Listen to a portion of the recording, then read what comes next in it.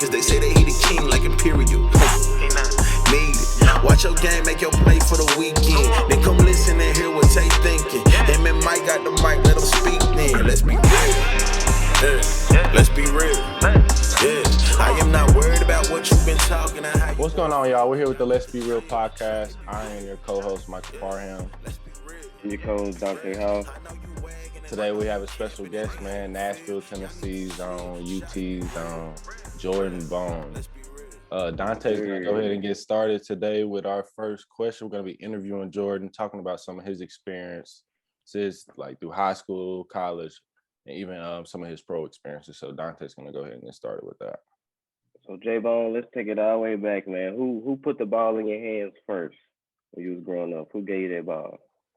Oh man, honestly, it was a family thing. So my entire family, bleed basketball. So as a kid, man, it just kind of fell into my hands and I fell in love with it and just ran with it. And it's been my dream ever since I started. So that's kind of how that started off. Word. Would you say your big brother kind of showed you the ropes early? Put the ball in your hands? For sure. Yeah, man. So I would watch a lot of his AAU games. I can vividly remember a lot of his high school games at Brentwood Academy. And, me just being a kid, just kind of watching him play and seeing how fun it looked to go out there and play. And, sometimes I would be in the back with other kids playing basketball on the little goals they had in the back of the gym. So, yeah, man, it's just always been good energy.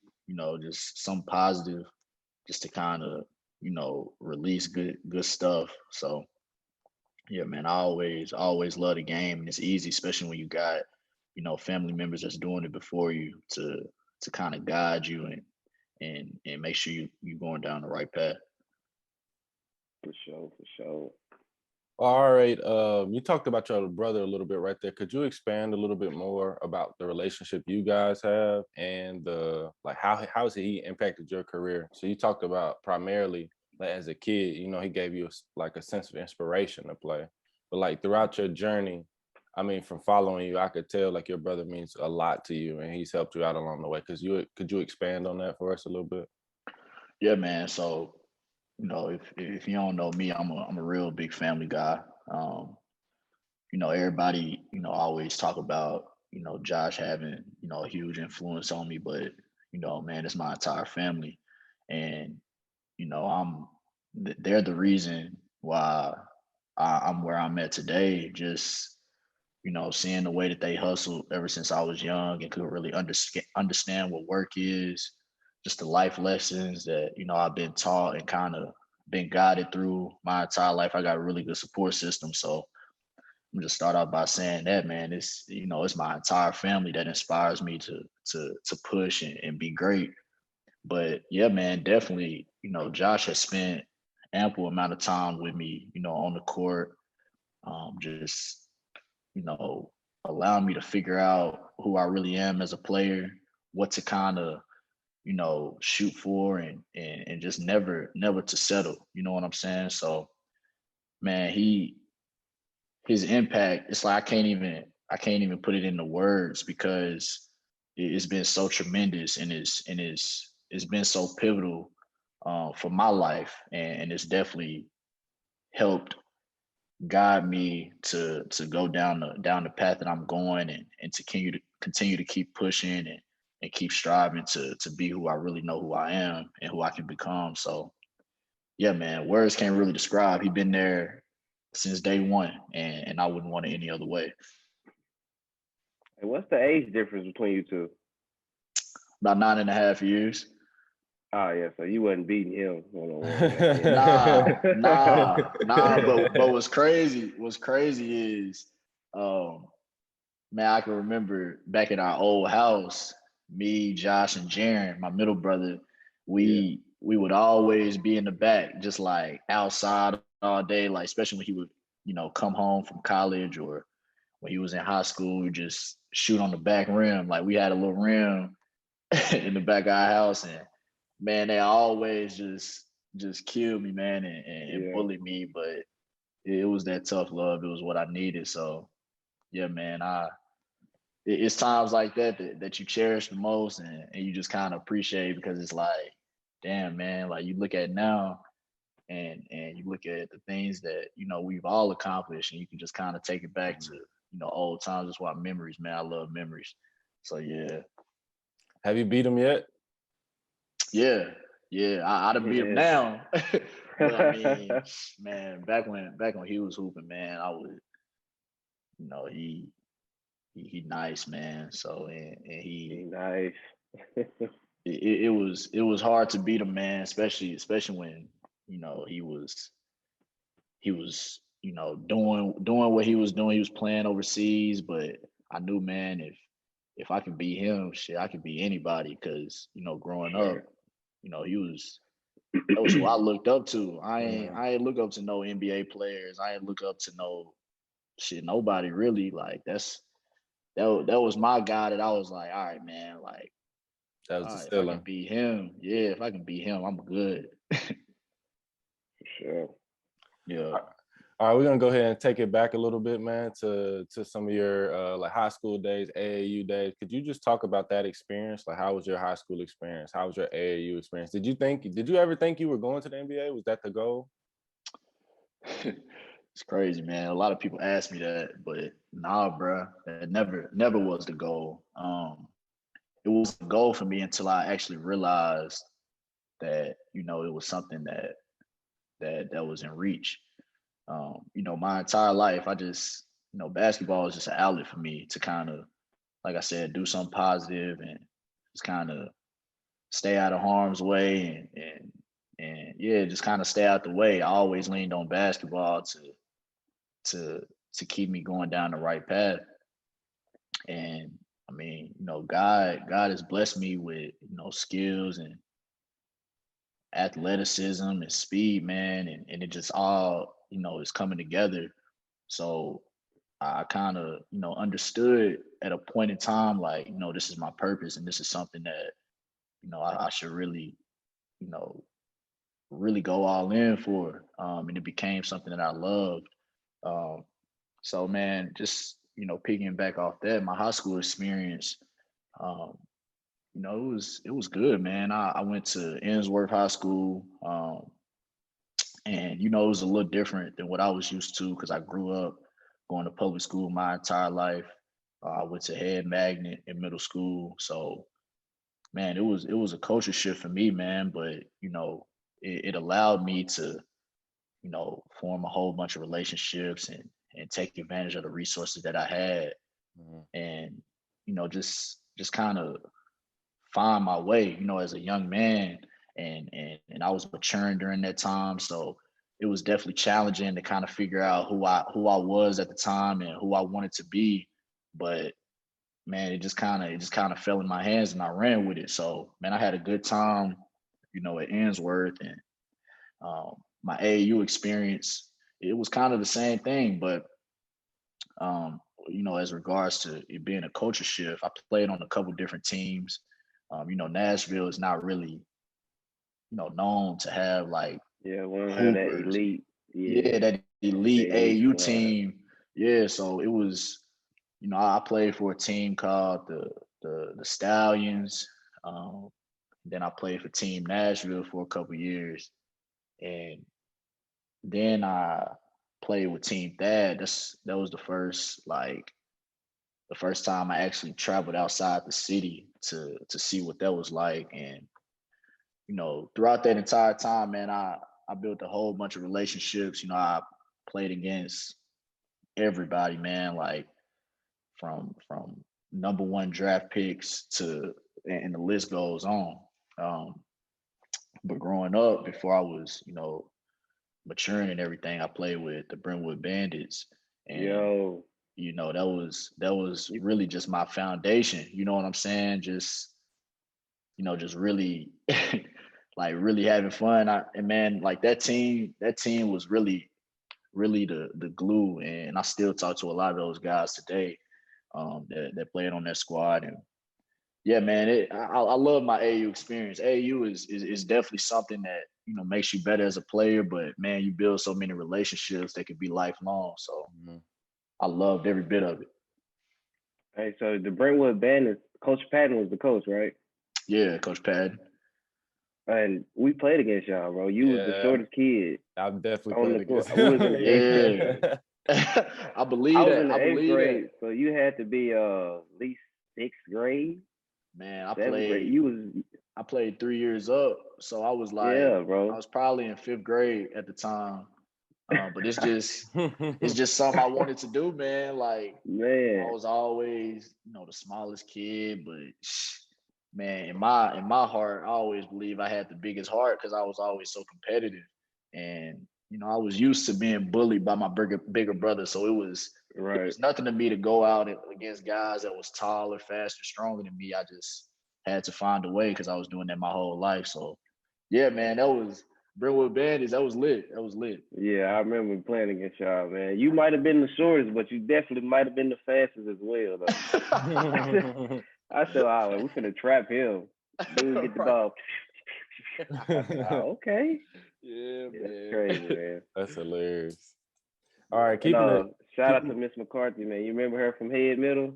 Yeah, she was my 5th grade teacher. So shout out to Miss McCarthy, man. I remember, being in them classrooms, man. She used to always get on us, but nah, it was always love from her, man, and love from everybody from Head, man.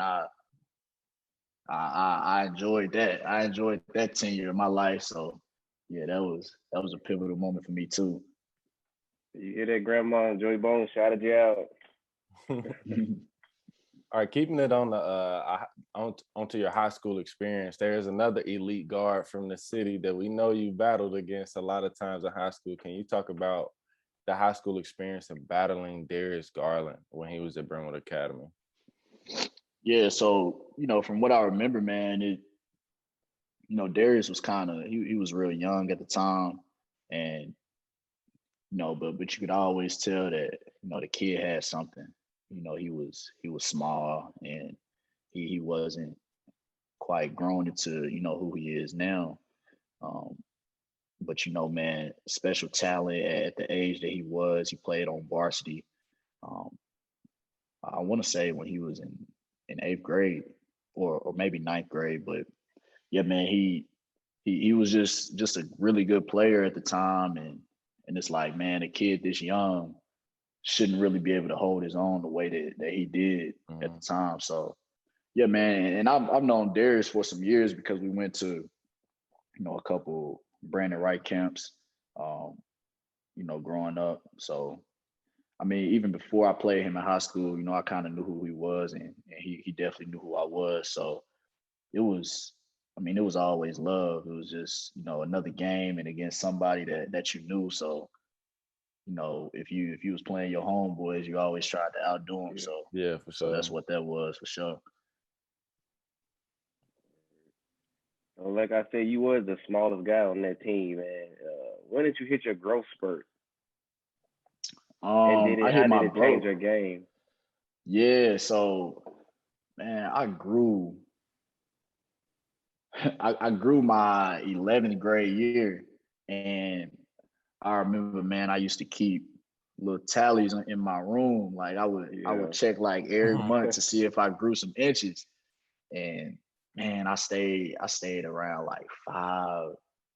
I remember it was probably like 5'6" for the longest. I was in 9th grade, 10th grade. I'm 5'6", 5'6", 5'7", and then my junior summer, or after my sophomore season, man, I probably grew like to about 5'10", 5'11", and I was like, okay, like I'm growing. Yeah. So I was able to cover more ground, and I was starting to get bouncy. You know what I'm saying? I was starting to dunk easy. I'm like, shit, man, let me get some more inches. Right. So Yeah. when I left high school, I was probably 6'1". I was probably 6'1", and I was like, all right, I'm gonna be done at 6'1". But it's funny, when I went to college, I actually grew some more. So I became a legit 6'3" when I was in college. So I just kind of kept growing, and it didn't really stop until I got into college. So yeah, man, that was it was kind of, nerve wracking for me because I seen my brothers and they was always tall and I was the youngest one. And all my friends was bigger than me my entire life. So I'm like, man, bro, my growth spurt gotta come. And it hit, and I was like, oh yeah, it's time. It's time to rock out. Yeah. You were stretching every night, huh? Every night. That's hilarious, man. With transition, we actually were about to transition into college, man. That's something I wanted to ask you about. I'm a diehard UT fan, man, so I was rooting for you every game. Yeah.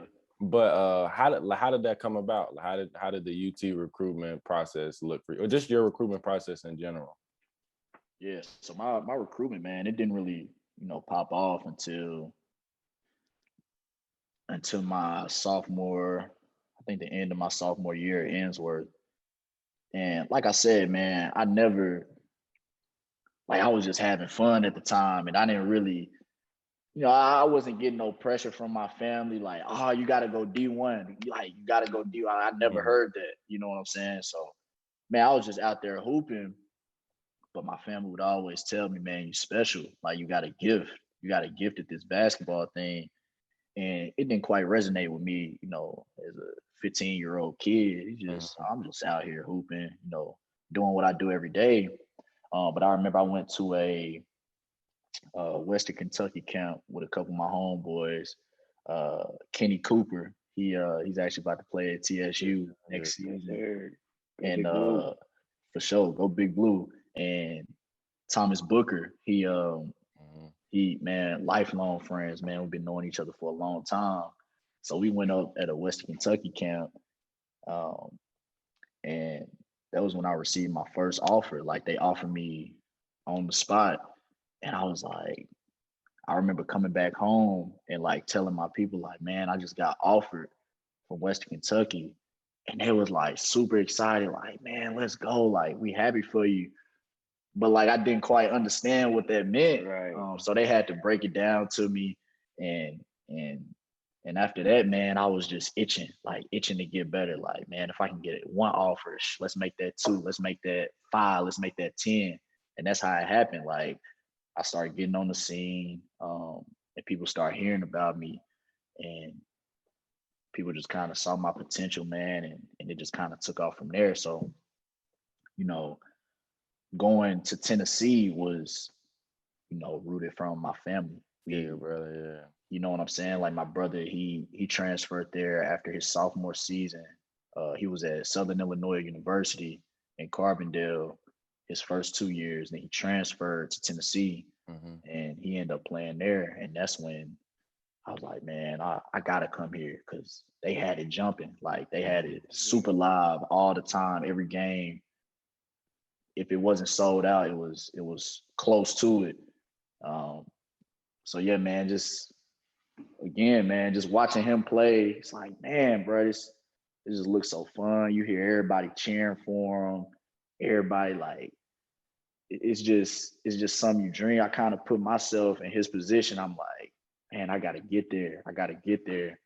So, long story short, Tennessee, they offered me. I said, man, I ain't looking at nobody else. Like, in my head, I knew that's where I was going. And I had some really good offers, man. And I had a lot of teams that was, still trying to recruit me. Like, I was getting recruited by everybody, but some teams just didn't really drop the offer yet because they either hadn't seen me or they were still trying to take more looks at me. So I was like, man, I ain't got time to wait. I'm committing. I went and took a visit to Knoxville, and it was familiar to me. Coach Barnes, he was coming to the school at the time, and he was bringing his whole entire new coaching staff with him. So I was like, man, you know what I'm saying?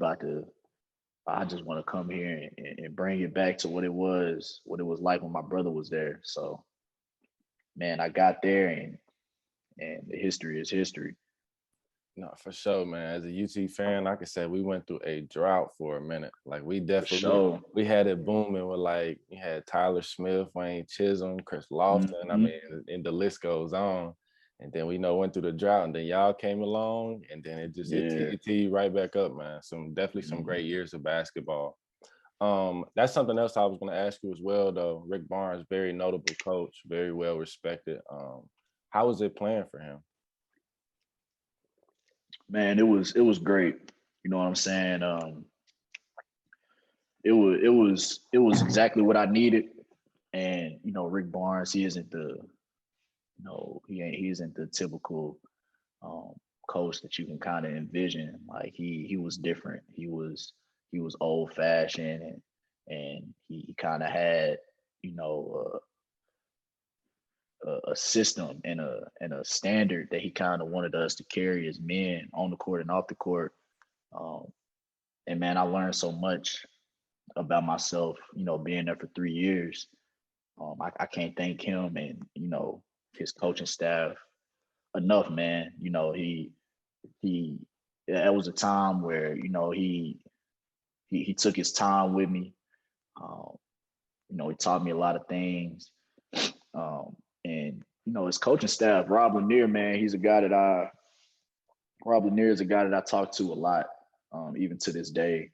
So, just the relationships that you build, man, you just never know how, people gonna still be able to touch you, later down the road in life. So Rob Lanier is definitely a connect that I keep close. And I just hit up Coach Oliver the other day, and he was with me there at Tennessee as well, and he just got a head coaching job at ETSU.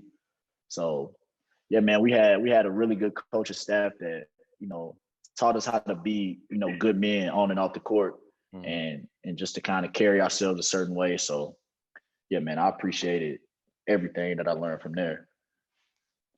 Right, so what was one game where you felt like, oh yeah, this team is good? Like, what was the game that, like, oh yeah, we could play with anybody?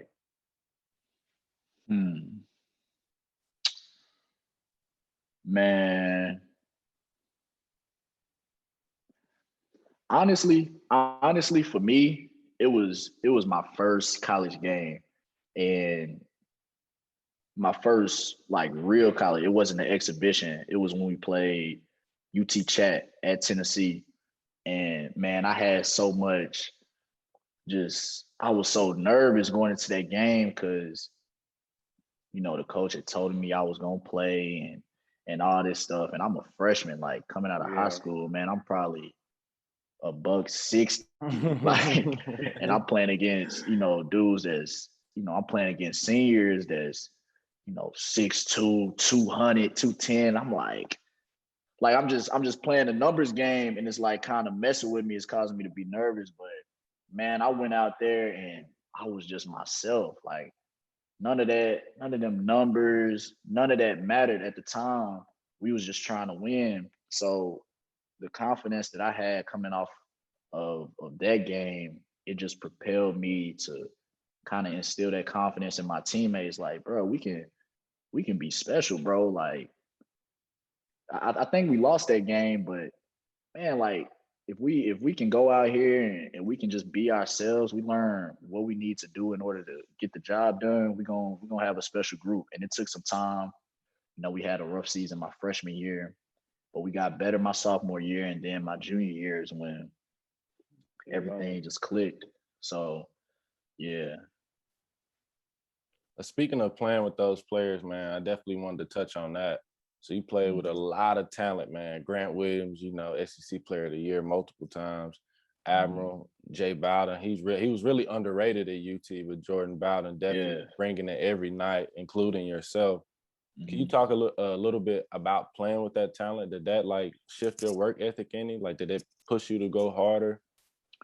I mean, yeah, it's always, I feel like work ethic is like, that's kind of dictated with how good you really want to be, but it just makes it easier, man, when you got guys like that around you.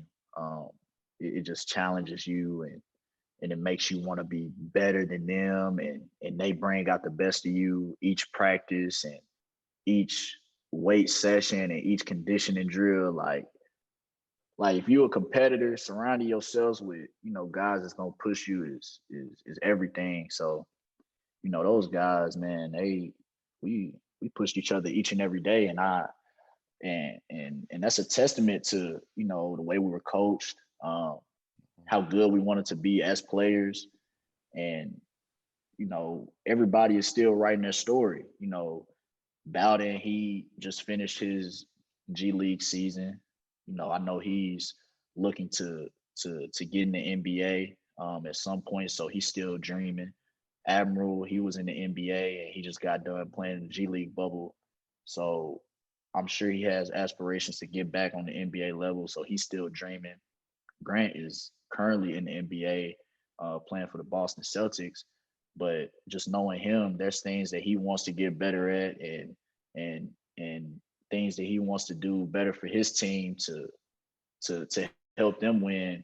And he's still dreaming. Like, and I still got my things that I'm working on and trying to get to. So yeah, man, it's just a good group of guys that challenge each other, man. We always talk on the phone. We still got that bond as if we were still there, you know, with them Tennessee jerseys on, man. So it's special to have a group of guys like that. Man, it was definitely crazy. A lot of people like don't realize, like you said, your junior year, you guys really became a special team. Like I honestly believe like y'all had the talent and just the team chemistry to win a national championship that year. Sure. And what was crazy about it is like it wasn't a bunch of 5 stars and 4 stars out there. A lot of you guys were like 2 stars, 3-star athletes. And you guys, Right. like, you've seen the process though. All of you guys came in as freshmen and like y'all played right away. And like y'all had some struggle. I remember like being at the Georgia game, y'all freshman year in the SEC tournament. And I was like, you could see it in spurts, like, man, they really like they have it, but they just need that experience under their belt.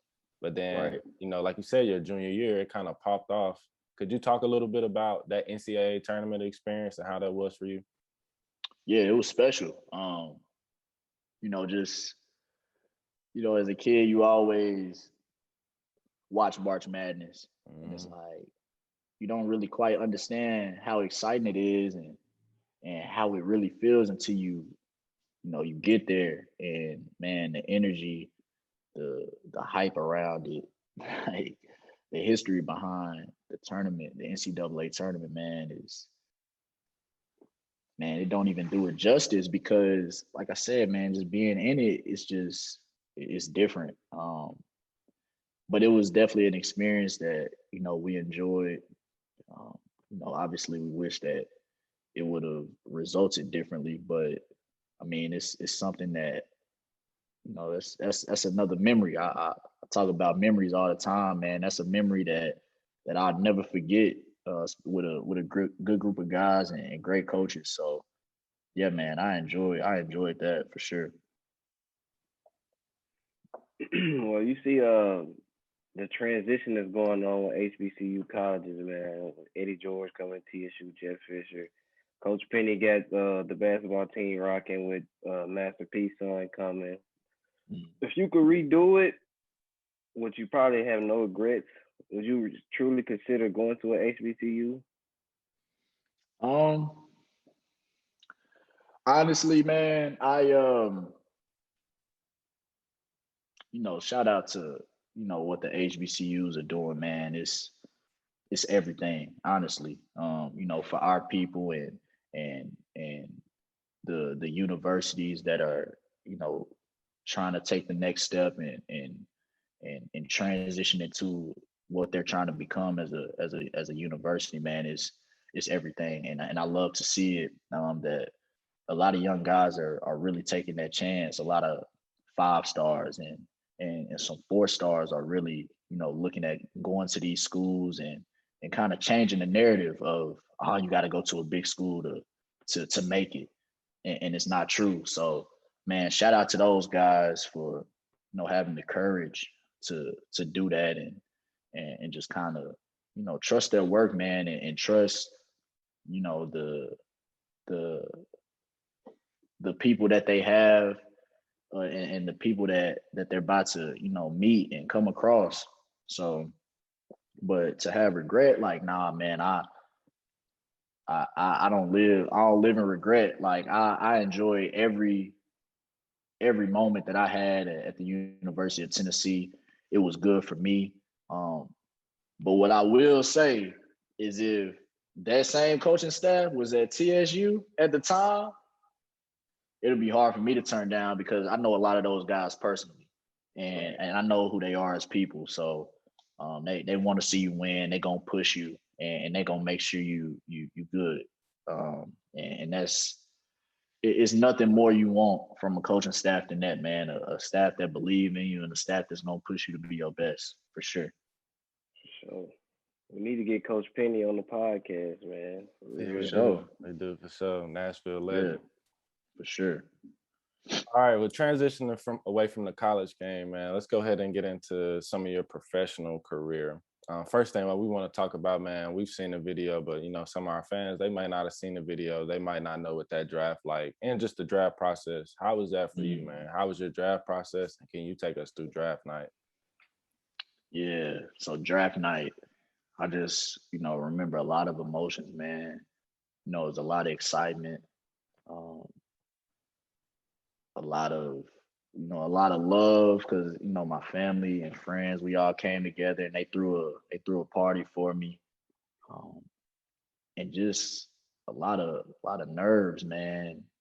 A lot of whole bunch of emotions, man. Just kind of stirred up at one moment, and it helped that I was around my people and we was able to just kind of have a good time and kind of take my mind off of all the hype that was going around that night. I was hearing a lot of different things, from my agent as far as at the time, as far as, man, you gonna go here, they gonna pick you up here, and it just didn't go that way. So at a night, at that night, on that night, I remember, man, it was a point where I was just angry, man, because I was hearing all these names called, and I'm like, nah, no way. Like me just being the competitor I am. I'm better. I'm better than them. Yeah, it's like, nah, no way. Like, nah, no way. Like they picked him before me, but growing from that situation, it's not always about the better player, and that's what a lot of people don't realize with this game. Being in the NBA, it's a lot of guys that can play in the NBA talent wise, but it's a lot of other things that go into it, which is a whole different conversation. But just kind of learning, about the game and learning what the game, consists of. It definitely takes a process, especially if you don't have someone before you that's been in that position before. There are a couple players that they got brothers that's been in the league before them, and got dads that's been and cousins. You know what I'm saying? Like, I was the first one to make it to the league in my family, so I was kind of going into it kind of blindfolded, and I've learned so much. I've been in the league 2 years, and I'm gonna get back, but the rookie me and the person I am now, just mentally, man, I've become so much more strong and so much more knowledgeable of a whole bunch of things that is going to allow me to take that next step, and be where I want to be. So yeah, that draft night, crazy. I thought I wasn't gonna get picked up, but man, by the grace of God, my name got called. My agent, my agent was he was working, and I ain't gonna take that away from him, but it was a lot of different things I was hearing, so it was kind of confusing for me at the time. And yeah, man, name got called, and I became a Detroit Piston my rookie year. And next season was with the Orlando Magic. And then I just got out of the G League bubble. So just continuing to write my story and just learning and growing and just becoming a better person and player, man, because, just kind of going through it, it's like, it's something bigger. It's something bigger. And I'm still, searching for that. But I know it's somebody watching me, and just like, man, like I'm helping somebody. And that's all I want from it, just to inspire somebody to believe that they can achieve what they want to achieve. Like, Like you truly can. Like it's coming from a guy that was not dreaming to be in the NBA his entire life. It didn't click for me until I actually thought I was good enough. And now I'm living that dream and I'm still chasing, still striving. So yeah, man, it's a process. Just gotta keep going. Did you do any pre-draft workouts? And if you did, how did those go? Yeah. So I was in Cali. I stayed in Cali for a couple months. And I was working with Olin Simplest. Man, he's a great trainer, man. I'm actually about to work with him some more. So just being in Cali and being around a whole bunch of talent, and I was working out with DeAndre Hunter, Nikhil Alexander, Chris Wilkes, Rui Hachimura, like a whole bunch of guys, man, and just kind of being in the gym and seeing how they worked.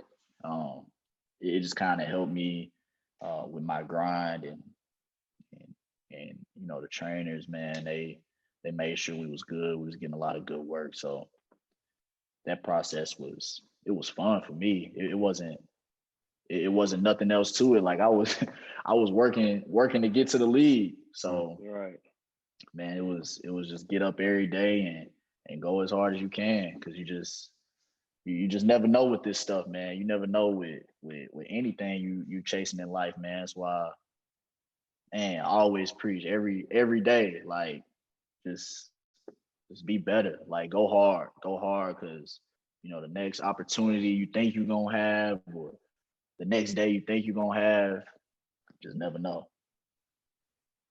So can you talk a little bit? Go ahead, Can you talk a little bit about the transition from like being a collegiate player to now being a professional? So like, as a college athlete, it's a lot more rules and stuff like that. And I feel like there's a lot more delegation from like your coaches and stuff like that. Whereas as a professional, there's a little bit more freedom to it. Like you still have those priorities, but you now have to, control all of that. So could you talk about that? Right.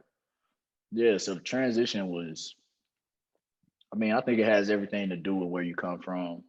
I had some good coaches that prepared us for the next level, pretty well. But like you said, man, it's a totally different game. College is a little more, systematic, and you just kind of you running a whole bunch of sets, where as far in the NBA is a little more flow. A lot of different teams in the league, they start off with a whole bunch of different actions, just depending on who they have on their team. But at the end of the day, it results in a pick and roll, results in a pin down, walk away screen, like whatever you want to call it, to get your guys open. So yeah, it's a lot more fast paced. College is definitely more slow, and it's hard for me to watch college. It's crazy. It's hard for me to watch college now, because it's just like, man, it seemed like they play so slow. You know what I'm saying? But at the time when I was in it, it's like, nah, this is fast. Like we playing fast. So it just goes to show that it's levels to it, man, and it also goes to show how hard it is to play in the league, because there's so many things, like night and day. The speed is night and day, physicality, pace, skill level, the knowledge that the guys have. Like you going against all kinds of things, and you just trying to be successful. Being in your skin, playing your role. So yeah, it's tough though, but it's something that I wouldn't want any other way. You know what I'm saying? Go ahead, Tay. You were about to ask something. He froze. Yeah, I think he froze. All right, well, we can go ahead and we can keep talking about that transition. That's something that I definitely wanted to talk to you about. Coming in, you're from Nashville, man. We try to keep up with the athletes that are from around here. And I've noticed that even in the G League, you still have been like you've been progressing every year. Like you're getting better and better and better. But I know you still, like you said, that ultimate goal of like playing in the NBA for yourself. Like, what are the biggest improvements you feel you have to make as a player currently to reach that? Yeah, so coming off of getting cut from the Magic and and playing in the G League bubble, man, that was a very tough time for me. Mentally, emotionally. Like that was the first time that, I've ever been cut, the first time I've ever um kind of just been able to kind of self-reflect and question myself. So I think to answer your question real quick, the steps that I needed to take and that I've already taken to get past that hump is the mental game. Um, so many people, preach, oh, you got to go in there, do 100 dribbling drills, you got to get 1,000 shots, but not many people preach the mental game, like the mental side of the game, and it's so much more important than the skill part. Yeah, work on your skills and work on the things that you need to work on, but the game gonna test you, man, and if you're not strong up here, all that stuff that you working on and all that stuff that you're trying to work for, it ain't gonna mean nothing if you're not headstrong. So I think that's the main thing that I've really focused on, with my trainers is just the mental game, and of course on the court, um, things as far as finishing. I can become a better finisher. With my speed, man, I can get past anybody, and I'm comfortable saying that I can get past anybody with my first step. I'm just that fast, but sometimes I'm going so fast that it's kind of tough to kind of find that touch and the spin that I need um, to finish the shot. So that's something that I've been working on with Jamal Richardson.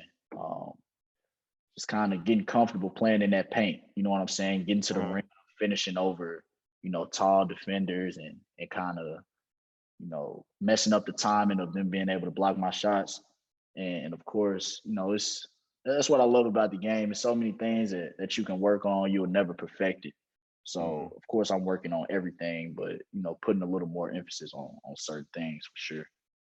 Yeah, you definitely you had that speed that you're talking about. But even outside of that, man, I love your pace as a point guard. I know you played at Innsworth. Pretty sure you know who Justin Hopkins is. I've been coaching. Yeah. I've been coaching Lil J since he was in like second grade, and I used to always like, man, go watch Jordan, man. Like his pace. I tell him all the time, man. He get anywhere he wants to go because like he is fast. He has the speed, but he's always changing his pace. You can never stay in front of him. And also just attacking like that free throw line area, man. Your pull-up game, crazy. And that's something, like I said, I always try to like get him to translate to his game, man. But yeah, like you mentioned that earlier, and that's what I thought of. Like people are always watching. I know people like Justin, Rico, they definitely look up to you and your game and stuff like that. So much appreciation for you on that part. Yeah. Respect. You just mentioned, that was one of my questions, man. You just mentioned his name. He was on the podcast, man. Much respect for this guy, Jamal Richardson. Can you talk about your relationship with Jamal? Yeah. Man, it's a relationship. It's a relationship from God, man. I've been knowing Jamal for quite some time. I've been training with him for quite some time. But man, just over the years of, him being my trainer, we've grown so much as far as, being able to open up to each other with things that, we're struggling with, and being transparent and honest with my game. And I think that's so important to, kind of have whoever's training you, man, to be able to, be honest with you and you feel comfortable, opening up to, because all that stuff is important. Your trainer should should be able to know what you're going through, and you should be able to, you know, tell your trainer if you're going through something. You know what I'm saying? It just kind of helps, you know, with the work part. But yeah, Jamal, he's been great to me, man, and I know, you know, many guys know that my brother has trained me my entire life, but you know, Jamal is a guy that, you know, kind of stepped in and and has helped me as well. And like I said, man, he's been great. Jamal studies the game, and he definitely knows what it takes to get a player better and to reach their maximum potential on the court and off the court. So that's something that I appreciate more than anything. Just having a relationship with, you know, my trainer that I can really be honest and open up and be transparent to. Yeah, man. He just posted on his story something like that the other day. He was like, man, he had like a half court or like center court moment, and he was talking about. I know he's always preaching mental, man. He's definitely great at the skill aspect of basketball. He studies the game. He's staying up 2-3 o'clock in the morning watching it, then training at 6 in the morning. But at the same time, I love the fact that he preaches the mental. And he even said that, like, man, if your mental ain't right, you ain't got nothing for me. So I mean, it's great that y'all had that relationship, and I'm sure that'll keep propelling y'all and keep propelling your game to that next level. All right. Transitioning into our next question, how was your experience in the G League been since you've been in there? So, like I said, I've seen it. Like, you started off, you played well, but even this last year, you kind of took it to new heights. So, could you talk just about how the G League is? Yeah. So the G League is a great league, and it's funny. I was talking to a couple players that, you know, have played in the G League and in the league, and we always ask each other like, "Man, you think the G League harder than the NBA?" And man, sometimes it be feeling like it, because you got to think about it. The G League is it's a bunch of guys that's trying to get that spot. Everybody hungry. Everybody's scrapping. Yeah. Everybody. And I'm not trying to make it seem like there's guys in the NBA that are comfortable, because it's not the case. You know, those guys are hungry, probably more hungry than guys in the G League. I'm not taking away from that. But the G League, man, what makes it so challenging is, you know, the space is kind of limited, because there are guys that, you know, come into it and they don't quite understand spacing. They don't quite understand pace of play. They don't quite understand flow, and that kind of makes everything scattered. So sometimes it really does feel like a pickup game, or you just out there hooping. And I think that's so challenging, especially playing against guys that are so talented. Whereas in the NBA, guys understand spacing. And that's why it seems like when you're out there on the NBA court, it's like, man, there's so much space to deal with, like, because guys know they got to get to their spot. Guys understand the game on a better level. So it just makes everybody's job easier.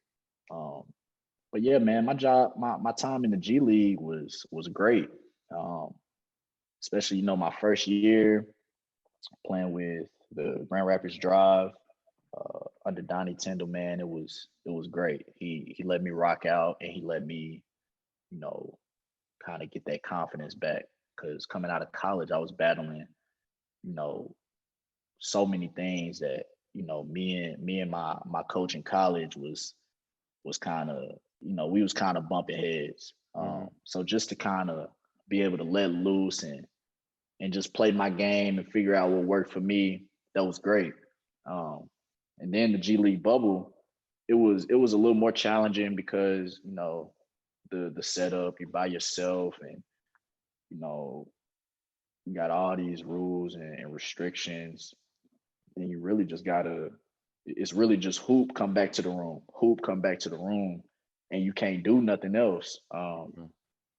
So that was challenging, especially, the time that it all happened, man, I had just got cut from Orlando, and I had to go right to there and perform, and I had to be good. But like I said earlier, man, there's so many things, going through that time frame that helped build me, and I'm gonna look back on that time that I had in the G League bubble, and I'm gonna look back on the time that I got cut, and I'm gonna look back on the time that I spent my first year in the G League, and the couple games that I played with the Pistons. Like, I'm gonna look back on all that, and I'm gonna be like, all right, it makes sense. This is why. You know what I'm saying? You gotta sometimes, people past look a lot different, and that's fine. Just gotta keep going. Keep going. That's it. Oh man. Well, I want to ask you a question. I'm not doing nothing with basketball. Did you ever play football? Ever? Yeah. I actually played football and track growing up. So I ran track when I was in middle school and a little bit in high school. And then football, I played for UNA. Oh, Played with man, Coach so Patton. You was over there Yeah. cheating. Yeah. I was over there cheating. Everybody think we be cheating because we nice. Yeah, y'all was over there cheating. It's all good.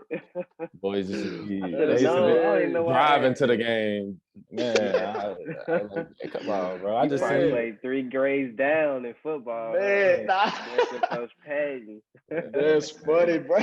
I was like, I just seen you play varsity football the other night for Antioch. That's hilarious, man. bro. Nah, yeah, I should've definitely put played 2 and 2 football together. though. That's funny. Una, man. It was the days though, man. It was a lot of wins. A lot of wins playing for Una. I'm sure.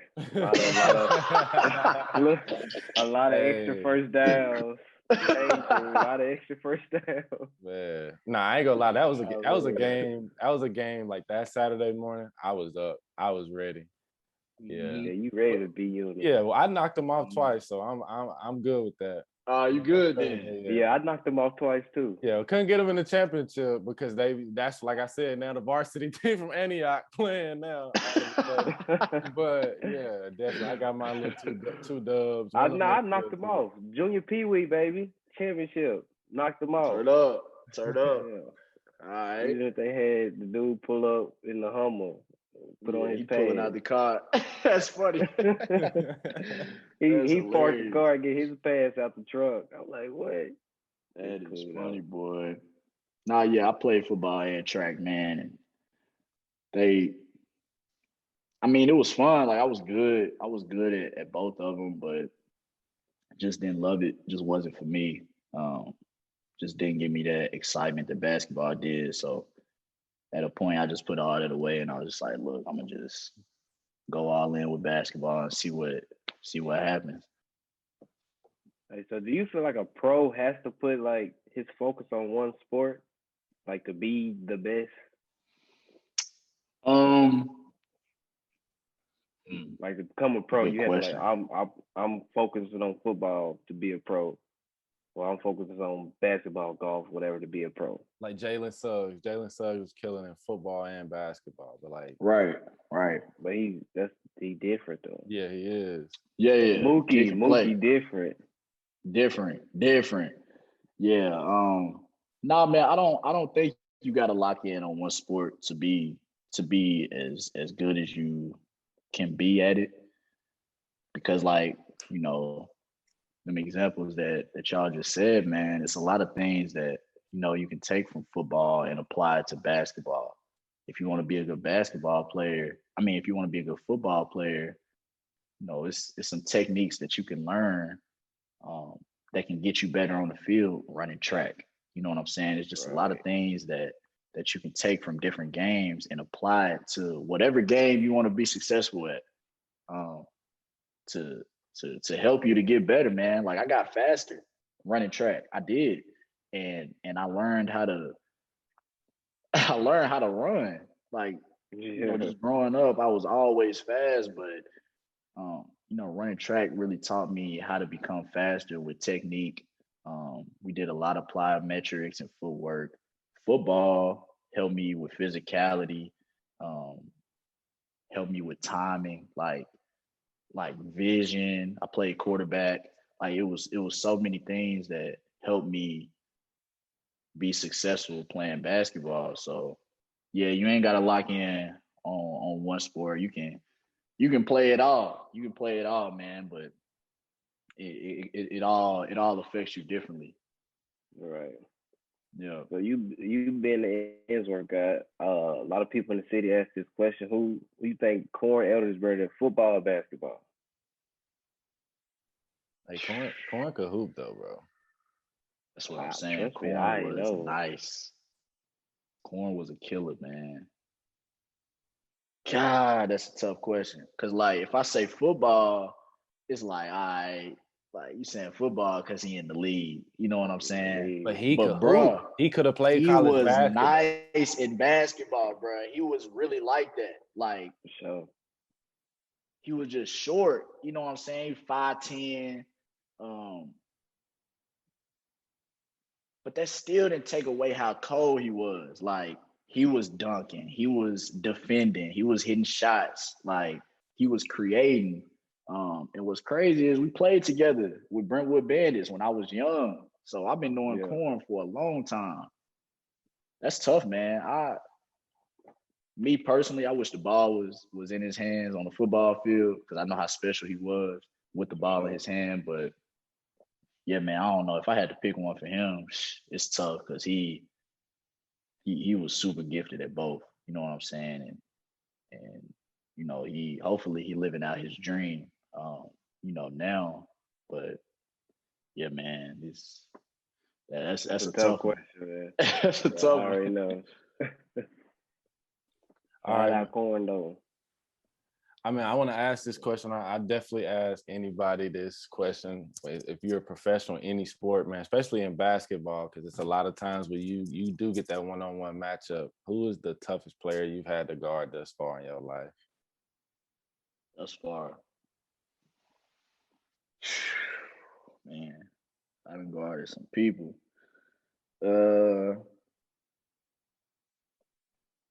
Toughest was probably Chris Paul. He said CP.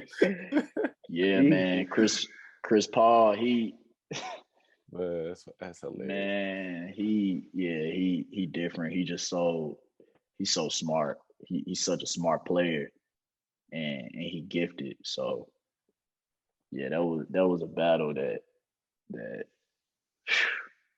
I was just like, yeah, some guys, be like, man, I can't wait to see what it's like in person to actually play against certain players. He was one of them, and he exceeded my expectations. So, my respect goes out to him. But yeah, that was tough because I was in Detroit, and he was with OKC, and this was a game that I was called up from, the Grand Rapids Drive. So I was playing tonight.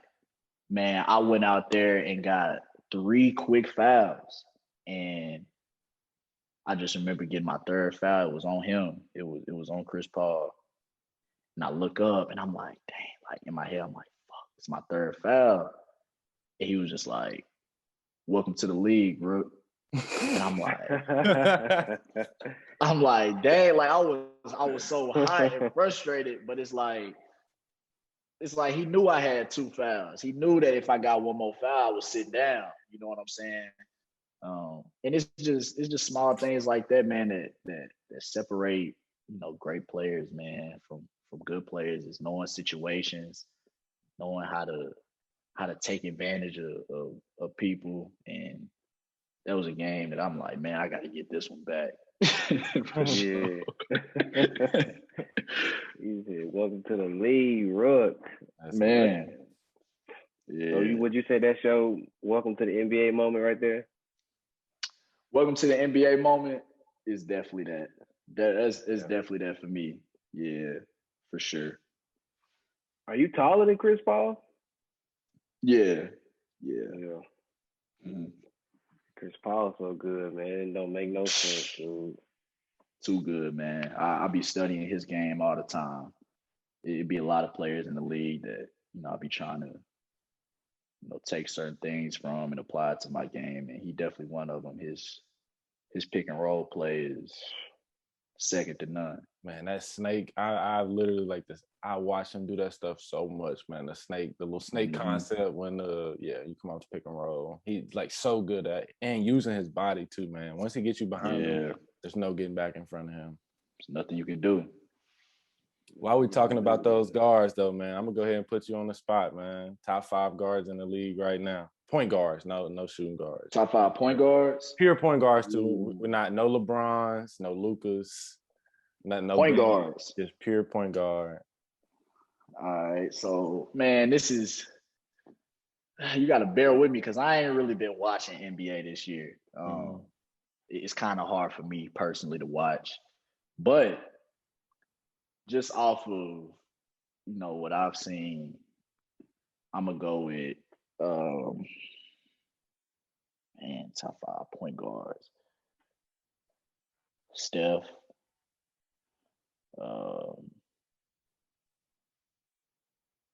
Kyrie, Dame,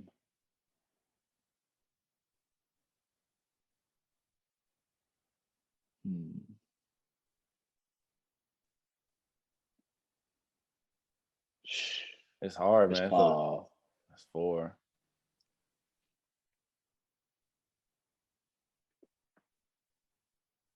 I feel like I'm missing somebody. Honestly, I don't even care. Is Luka? Is he? Y'all consider him a point guard? Nah. I mean, I don't. I don't. Okay. But because he different too. He definitely different too. Point guard. But you could throw him in there if you want to, though. I just feel like it's somebody I'm missing. Steph. I said Steph, Kyrie, Dame, and Paul. Chris Paul. I feel like if we throw Luka in there, do we throw James Harden in there? That's what I'm saying. That creates a whole nother open up a whole bunch of other people. Yeah. Man. That's why we're gonna leave Luka out because then it get tricky. Yeah, we can leave Luka out. I'm gonna go with trying to think. That's what I'm saying. It's hard because I don't really know who been going crazy this year for real. But I know them four that I just listed. They hooping. I know that. I know that. I can't think of the 5th one, bro. I can't. We'll leave it at 4 then. It's all good, man. Yeah, we'll leave it at 4. I'm gonna rock with them. It's a guards league too, man. So you might say one name you done forgot. You still got a lot more that's too many. So for sure. Yeah. It is a tough guard league, dog. For you being a PG. It's every night. Every night. Every night, man. Yeah, I remember just being a guy that, just trying to soak everything in. Like when I was with the Pistons and even, a little bit with the Magic. I feel like I played a little bit more with the Magic for sure. But when I was with the Pistons, man, I would, look at the scouting report and try to put myself in the mind frame of, man, I got to guard these dudes. Like, right. You know what I'm saying? And it's crazy because, like you said, it's just guard heavy. It's every night. Like you go into office and it's like, dang, got to guard him tonight? All right. He come off with 35, 40 point night. He come back two more days. Like, it's like, golly, now I got to guard Steph. He go for 50. You know what I'm saying? Right. And you really got to be you got to be strong. Like, you got to be strong. And Jamal Murray. I didn't even think about Jamal Murray. Like, yeah. It's just, yeah, man, you got to go out there, trust your work. Trey Young.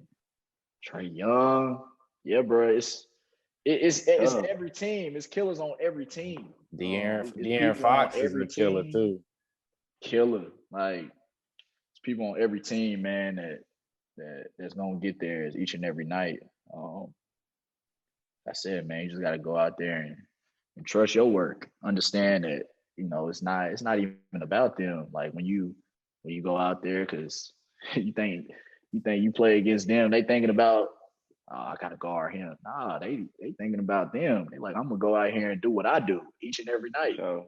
And that's what it's about. Just trusting yourself, believing in yourself for sure. And that's the best players, bro. They do that. They do that for sure.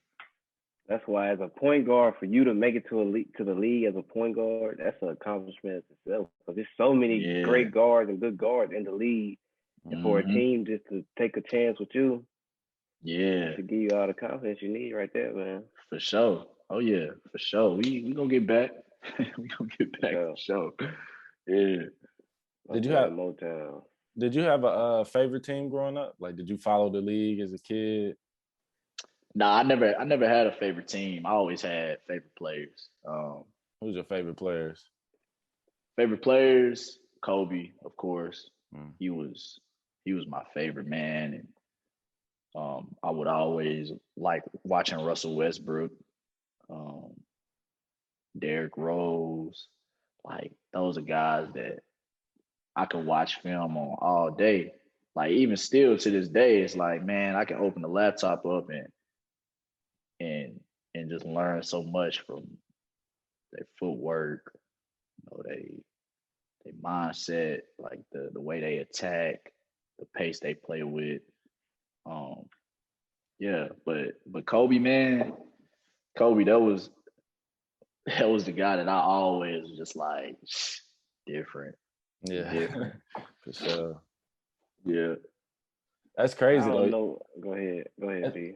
That's crazy that you say that though, man. It just like reminds me like that little Drake lyric. He's like, it's crazy when your idols become your rivals, and like literally, like you grow up like you watching D Rose like take over the league as a rookie and so young, and then next thing you know, like my job tonight is to go out and stop him. Facts. So it's crazy. Facts. So like you have to flip that switch to like, all right, I got much respect for you, but now I gotta kill you.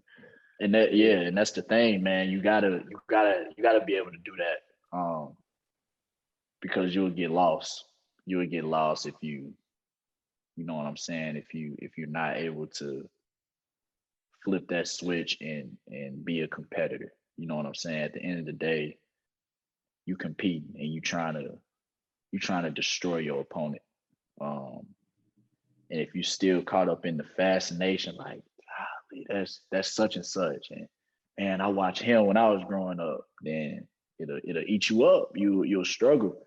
But yeah, man, it's a lot of hoopers out there, man. A lot of cold dudes out there that are gifted for sure.